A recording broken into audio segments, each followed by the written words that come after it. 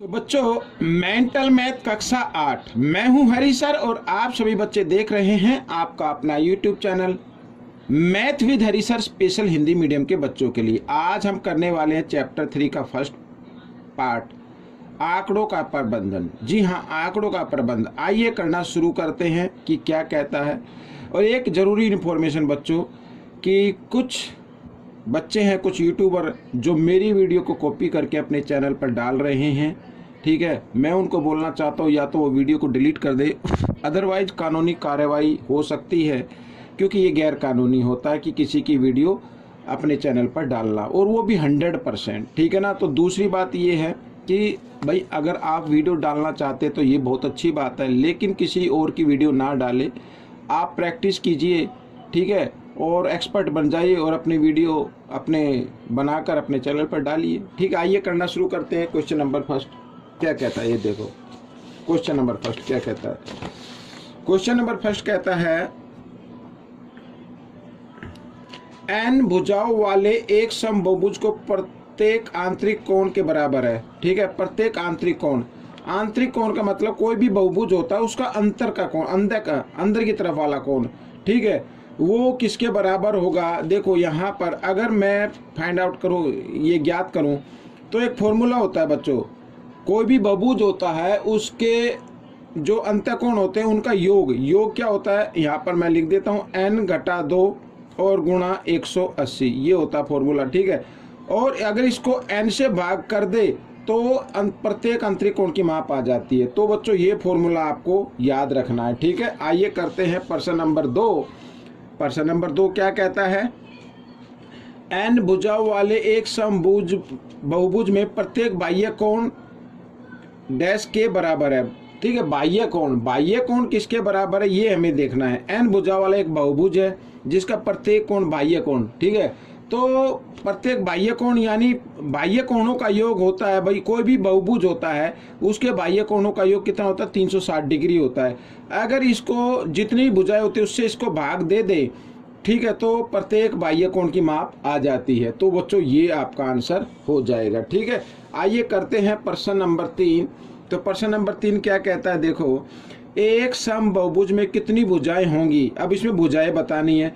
यदि प्रत्येक आंतरिक कोण की माप कितनी है, 108 डिग्री है आंतरिक कोण की माप। इसको हम दो तरीके से कर सकते हैं। आइए सबसे आसान तरीके से मैं बताता हूँ बच्चों, याद रखना। देखो, आंतरिक कोण जमा बाह्य कोण, ठीक है ना, जमा बाह्य कोण बराबर होता है 180 डिग्री के, ठीक है। कितने के होता है, 180 के। तो हमें तो भुजा बतानी है, तो बाह्य कोण से हम इसकी भुजा निकालेंगे। तो आंतरिक कोण कितने डिग्री का है बच्चों, 108 डिग्री का है। तो बाह्य कोण निकाल लीजिए पहले आप। बाह्य कोण 180, ठीक है। 108 इधर जमा, इधर आकर घटा हो जाएगा, तो बाह्य कोण आ जाएगा यहाँ पर, ठीक है। बाह्य कोण निकाल लेते, 180 घटा 108, ठीक है। घटाते 10 में से 8 गया 2, ठीक है। यहाँ पे रह गया कितना, 7 का 7 आ गया, ठीक है। 72 डिग्री का आ गया। अब बहुभुज की संख्या निकालनी है, ठीक है, भुजाओं की संख्या। तो भुजाओं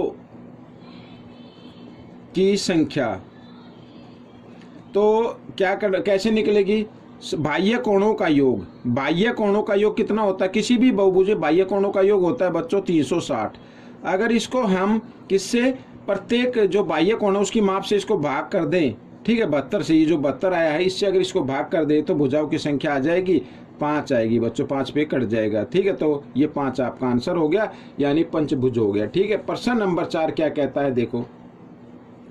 प्रश्न नंबर 4 कहता है यदि एक बहुभुज में सभी अंतःकोणों का योग दिया हुआ है, ठीक है, बहुभुज के अंतःकोणों का योग दिया हुआ है, तो बहुभुज में कितनी भुजाएं होंगी ये हमें निकालना है। अब बच्चों इसको देखो, अंतःकोणों का योग दिया हो ना, तो लेकिन फॉर्मूला क्या होता है, मैं लिख लेता हूं, बहुभुज के अंतःकोणों का योग, ये, ठीक है। क्या होता है फॉर्मूला, n-2 और गुणा 180, ये फॉर्मूला होता है। लेकिन यहाँ पर योग तो ऑलरेडी दिया हुआ, तो इसका मतलब फॉर्मूला ये होता है और दिया y है, तो दोनों को आपको क्या कर देना, बराबर रख देना है। ठीक है, प्रश्नानुसार n घटा 2 गुना 180 बराबर 1080। ठीक है, इस तरीके से। तो 180 इधर गुना में, इधर आकर भाग में आ जाएगा। ठीक है, तो भाग कर लेते हैं 180 से। ठीक है, अब बच्चों अगर आपको 0 से 0 भी काट सकते हैं। 18 का अगर आपको पढ़ा आता तो 18 से सीधा काट दीजिए। 18 एकम 18। ठीक है, 18 पंजे 90, 18 छिक्का 108, 6 पे कट गया। n बराबर 6 और ये घटा 2 इधर आकर जमा 2 हो जाएगा। तो 6 और 2 कितना होता, 8। तो भुजाओं की संख्या कितनी हो गई, 8 हो गई। हो गया सवाल। ठीक है, आइए करते हैं प्रश्न नंबर 6। ये रहा आपके सामने प्रश्न नंबर 6। ठीक है, अब देखो सॉरी 5, प्रश्न नंबर 5। एक मिनट देख लेता हूँ मैं। 4, हाँ 4 हो चुके हैं, 5वां प्रश्न है बच्चों ये। ठीक है, कहता है एक 12 भुजाओं वाले समबहुभुज में प्रत्येक अंतःकोण की माप बताइए। अंतःकोण की माप बतानी है भाई। ठीक है, लेकिन अंतःकोणों का योग तो आपको मालूम है ना कितना होता है। तो यहाँ पर मैं लिख देता हूँ प्रत्येक अंतःकोण की माप। यहाँ पर लिख देते हैं अंतःकोण की माप, अंतःकोण की माप। ठीक है, अंतःकोणों का योग क्या होता है, n घटा 2 और क्या कर देते गुणा 180।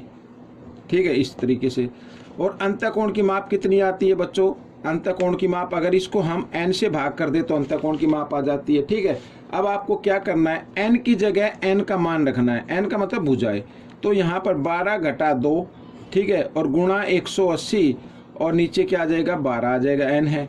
तो 12 में से 2 घटाएंगे, कितना आ गया, 10 आ गया। 10 गुणा 180 और 12। ठीक है, 12 से काट दो। 12 एकम 12, 12 एकम 12 और 12 पंजे 60, 15 धाई 150। तो बच्चों ये आ गया। अंतःकोण की प्रत्येक माप कितनी आ गई, 150 डिग्री का होगा। आइए करते हैं प्रश्न नंबर 6। एक समषष्ठभुज में कितने समांतर चतुर्भुज होंगे। समषष्ठभुज में बच्चों, समषष्ठभुज का मतलब होता है जिसकी सभी भुजाएं क्या होती है, समान होती है और उसमें 6 भुजाएं होती हैं। ठीक है, इस तरीके से। और ये मैं इधर डाल लेता हूँ और ये ऐसे मान लीजिए ये है।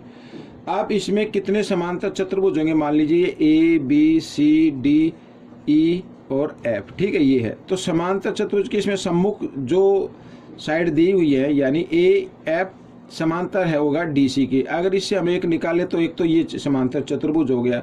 ठीक है, क्या नाम होगा, ACDF। एक तो ये समांतर चतुर्भुज बन गया। दूसरा ये भुजा इसके समांतर होगी।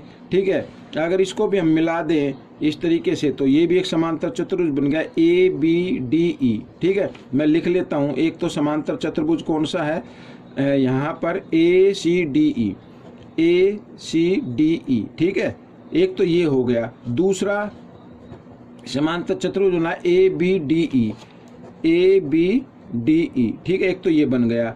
अच्छा, ये हो गया, ये हो गया। अब ये वाली भुजा इसके समांतर होगी, इसका नाम है BC। अगर इसको हम ऐसे मिला दें, ठीक है, तो ये भी एक चतुर्भुज BCEF। तो समांतर चतुर्भुज कितना हो गया, BCEF। ठीक है, ये हो गया। तो कितने बने बच्चों, 3 बन गए।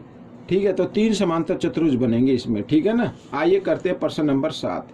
प्रश्न नंबर 7 करने के लिए आपको फॉर्मूला याद होना चाहिए। लिखा है एक समषष्ठभुज में कितने विकर्ण होते हैं, कितने विकर्ण होते हैं। तो ये आपको बताना है विकर्ण कितने होते हैं। विकर्ण ज्ञात करने के लिए एक फॉर्मूला होता है बच्चों, n और n घटा 3, ठीक है, बटे 2। इस तरीके से ये फॉर्मूला होता है विकर्ण ज्ञात करने के लिए। अब षष्ठभुज का मतलब 6 भुजाएं। षष्ठभुज का मतलब यहाँ पर मैं लिख देता हूँ। ठीक है, षष्ठभुज 6 भुजाएं। ठीक है, 6 भुजाएं वाले को क्या बोलते हैं, षष्ठभुज बोलते हैं। तो यहाँ पर n की जगह क्या रखना है, 6 रखना है। और 6 घटा 3 और बटे 2। 2 से 2 एकम 2, 2 तिया 6, ये कट गया। ठीक है, 3 आ गया। 6 में से 3 घटा देंगे तो कितना आ जाए, 3 आ जाए। 3 तिया कितना होगा, 9 हो गया। तो ये आपका आंसर होगा। 9 विकर्ण होंगे बच्चों। ठीक है, प्रश्न नंबर 8 क्या कहता है, ये देखो। प्रश्न नंबर 8 कहता है एक बहुभुज में 27 विकर्ण है। कितने विकर्ण है, 27। इसमें भुजाओं की संख्या कितनी होगी, भुजाओं की संख्या निकालनी है। तो भुजाओं की संख्या निकालने के लिए विकर्ण कितने हैं, 27। लेकिन फॉर्मूला क्या होता है, n और n घटा 3 और बटे 2 ये होता है विकर्ण निकालने के, लेकिन दिया हुआ विकर्ण कितना 27। तो इसी तरीके से हम निकालेंगे, 2 इधर भाग में इधर आकर गुणा में आ जाएगा। ठीक है, आइए इधर कर लेते हैं।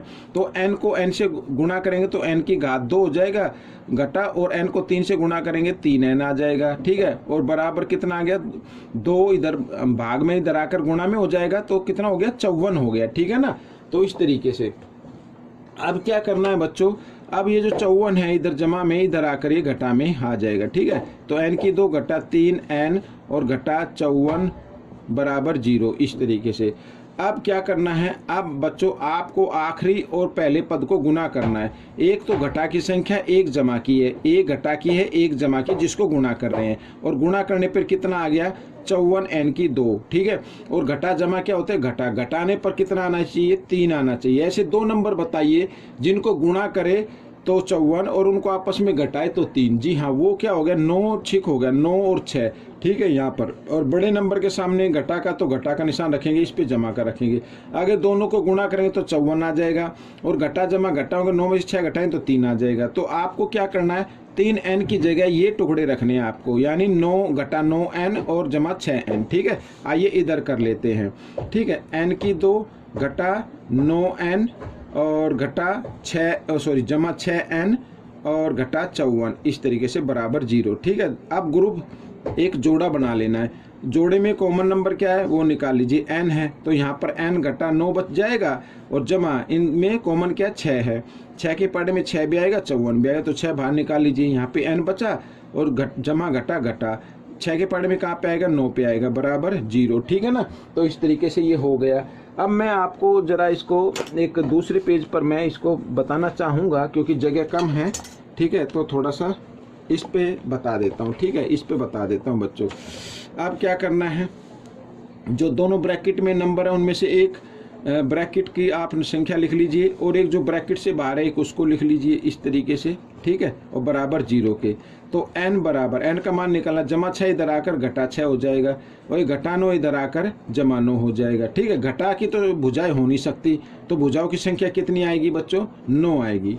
ठीक है, भुजाओं की संख्या क्या है 9 है, ये आपका आंसर हो गया। आइए करते हैं प्रश्न नंबर 9। तो प्रश्न नंबर 9 क्या कहता है, देखो आपके सामने है। प्रश्न नंबर 9 कहता है, एक वर्ग एक खालिस्तान है जिसमें आसन भुजाओं का एक युग्म बराबर होता है। अब वर्ग की सभी भुजाएं बराबर होती हैं इस तरीके से, ऐसे, और आसन भुजाएं लगातार 2 भुजाएं जो होती हैं उन्हें आसन भुजाएं कहते हैं। तो ये एक वर्ग एक है, क्या है वर्ग जिसकी आसन भुजाएं क्या बराबर है। ठीक है, इस तरीके से ये या ये भुजा बराबर है, या ये भुजा और ये भुजा बराबर। आसन का मतलब लगातार 2 भुजाएं। ठीक है, जिसका कोई एक पॉइंट कॉमन हो।